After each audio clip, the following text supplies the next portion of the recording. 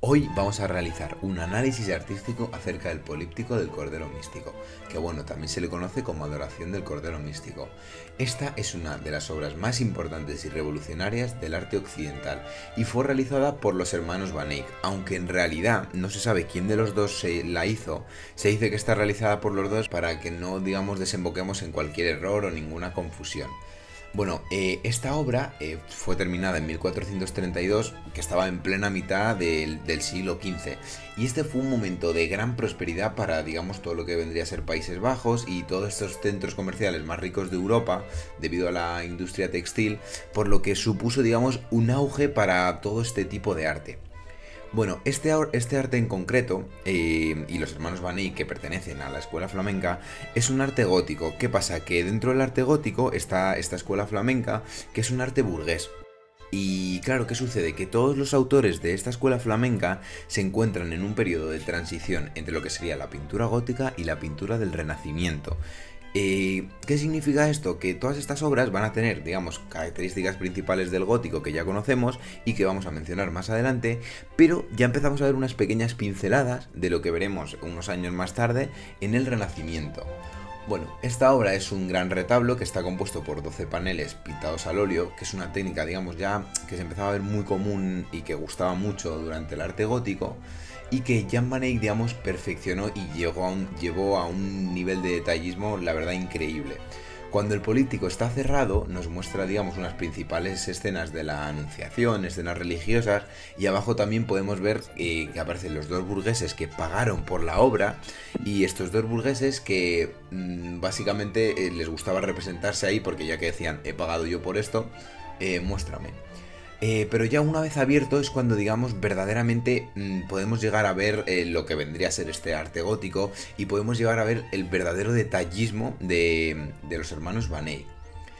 Bueno, en el centro nos representa lo que le da el nombre a la obra, que vendría a ser la adoración al Cordero Místico. En todo el medio del retablo está el Cordero Místico. Luego además podemos ver cómo nos presenta a Cristo, luego en la parte de arriba, y vemos, digamos, varios símbolos cristianos, como puede ser la fuente de la vida, como puede ser la paloma. Lo más impresionante de esta obra vendría a ser el realismo que nos refleja, ya que las texturas de las telas que podemos ver tanto con el políptico cerrado o con el políptico abierto nos genera ya una sensación increíble.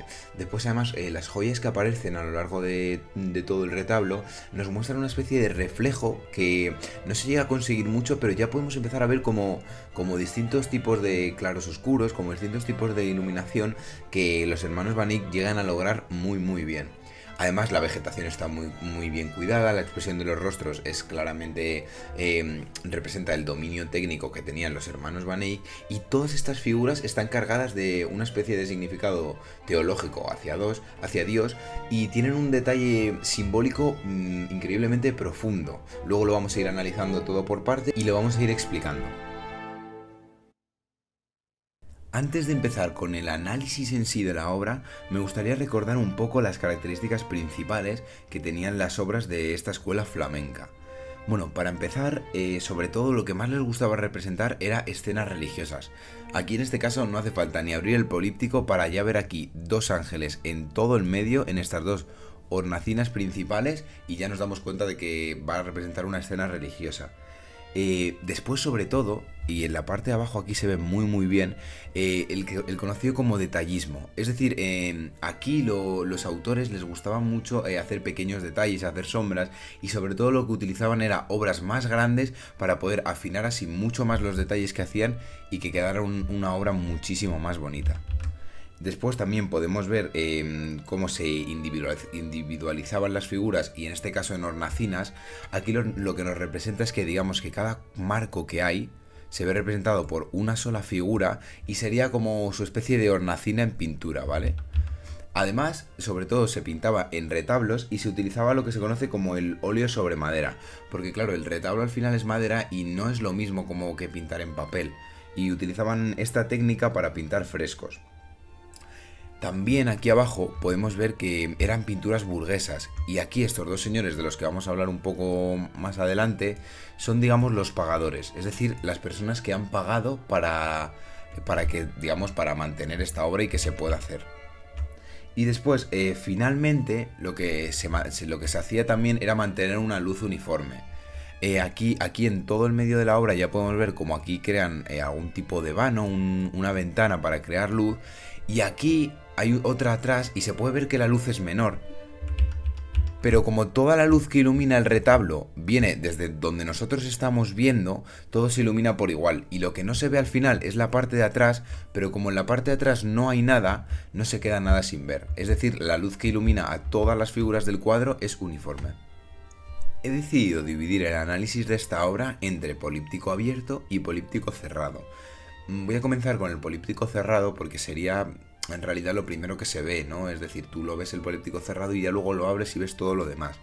Y este políptico lo he dividido en 3 pisos, que serían los 3 que nos marca la obra de por sí. Empezando por el de abajo, podemos ver cómo tenemos 4 hornacinas con 4 figuras individualizadas.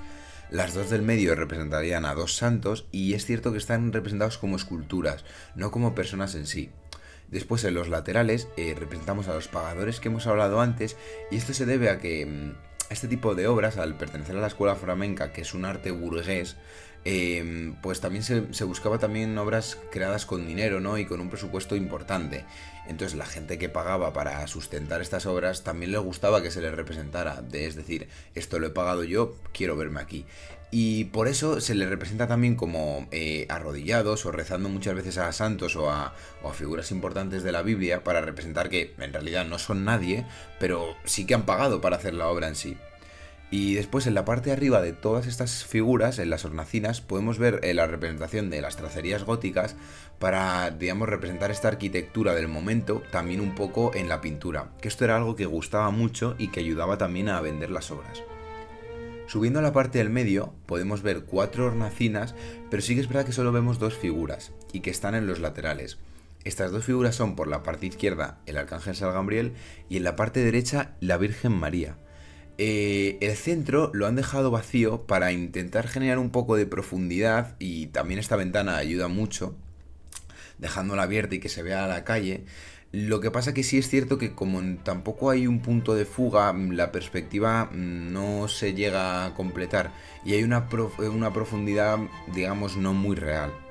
Además, las figuras son exageradamente grandes, es decir, si tú tienes en cuenta que la Virgen María teóricamente está arrodillada y el Arcángel Gabriel está de pie pero está a punto de darse con la cabeza, te das cuenta que son exageradamente grandes para, digamos, la arquitectura que hay, por lo que la obra no es muy realista. Y además tampoco es naturalista porque en la parte de abajo también es cierto que las esculturas son esculturas y los pagadores pues al final tampoco van a hacer mucho más, pero sí que se puede ver sobre todo en la Virgen María que, es decir, está en la Anunciación, pero tiene una cara como muy severa, tampoco está representando demasiadas emociones. Entonces no está como bien representada del todo, por lo que la obra podríamos decir que es un poco naturalista pero con ciertos matices, pero no es realista para nada. Finalmente en la parte de arriba se nos presentan 2 profetas y 2 sibilas que son profetas pero mujeres y pues bueno, lo sabemos sobre todo por, digamos, porque aparecen con estos como pergaminos, con estas escrituras y entonces analizamos que son profetas. Finalmente, y ya con el políptico abierto, he decidido volver a dividir la obra en 2 esta vez, digamos la parte de arriba de la obra y la parte de abajo. Comenzando por lo que en realidad primero todo el mundo se va, digamos la propia adoración del Cordero Místico, se puede ver en todo el medio el Cordero al que todos están adorando y justo encima, y aunque no se ve muy bien, aunque está representado con luz para marcarlo aún más, está, digamos, la paloma, que en este caso representaría al Espíritu Santo. Y por la parte de abajo tenemos la fuente de la vida y si unimos, digamos, un eje entre estas 3 figuras, nos damos cuenta de que lo que ha hecho es generar un eje de simetría vertical. Además, en, digamos, la parte de aquí arriba a la derecha podemos ver los martines y en la parte de la izquierda pues estarían vírgenes santas. Después, si nos vamos a la parte de derecha, pero en esta parte de abajo, este primer, digamos, gran grupo, por llamarlo de alguna manera, tenemos a apóstoles, a más santos y a algunos papas importantes de toda la historia. Después, por la parte izquierda, tenemos a lo que vendrían a ser la gran mayoría de profetas. Y aquí se acabaría la primera parte del cuadro. Aquí lo que podemos ver es claramente una primera luz uniforme.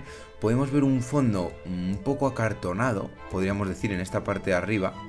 Y que también era una característica un poco del gótico, pero sí es cierto que con la escuela flamenca esto empieza ya a cambiar. Y se empiezan a hacer fondos un poquito menos acartonados y un poquito más detallados. Claramente el detallismo técnico creo que está presente constantemente en la obra, es decir, cada figura viene a tener sus rasgos, su cara, algunos con pelo, otros sin pelo, sombrero, la ropa, las telas. Podemos ver que aunque esta figura es prácticamente insignificante en comparación a todo el cuadro, se le ven las telas muy bien, muy marcadas aquí también. Y esto nos representaría también un poco de naturalismo, y siguiendo la historia de la Biblia, pues no tendría mucho realismo porque en la adoración al Cordero Místico no aparecen todas estas figuras en general, pero bueno, se podría decir que un poco sí al final, ¿no? Porque sí aparecen figuras de la iglesia, sí está representada así, por lo que tendría también cierto realismo. Si nos vamos a la derecha del todo, terminarían de aparecer más santos, ¿no? Es decir, los que no hemos podido representar en todas estas partes de aquí, porque al final hay un montón de santos en toda la historia. Y en la parte de la izquierda vendrían a representarse caballeros importantes que han luchado por la iglesia, porque los hermanos Bani consideraban que también tenían un importante valor durante todo lo que viene a ser la historia del cristianismo, y son muy poco representados, sí es cierto, así que aquí le dan pues tampoco mucha importancia, pero sí es verdad que le dan 2 hornacinas aquí enteras solo para ellos, lo cual es un detalle. Finalmente, en la parte superior, y en realidad mucho más simple, tenemos como tal representadas 7 hornacinas. Para empezar, en las 2 de los extremos del todo se nos vendrían a representar Adán y Eva. Volvemos una vez más a representar este, digamos, naturalismo sin idealización que les gustaba representar en la escuela flamenca. Y pues es que se ve claro, ¿no? Es decir, a Adán tampoco se le ve que esté en su mayor esplendor físico, Eva más de lo mismo. Se le podría, digamos, decir en la cara que los dos están un poco como tristes, ¿no? Es decir, tampoco, también por la expulsión, tampoco lo representan muy bien, o sea que falta un poco de expresividad también. Después, acercándonos más al centro, tenemos, digamos, aquí lo que vendrían a representar los 2 coros angelicales, que el de la derecha está tocando instrumentos y los de la izquierda están cantando. También mucho valor para la iglesia, y se les ve representados aquí claramente.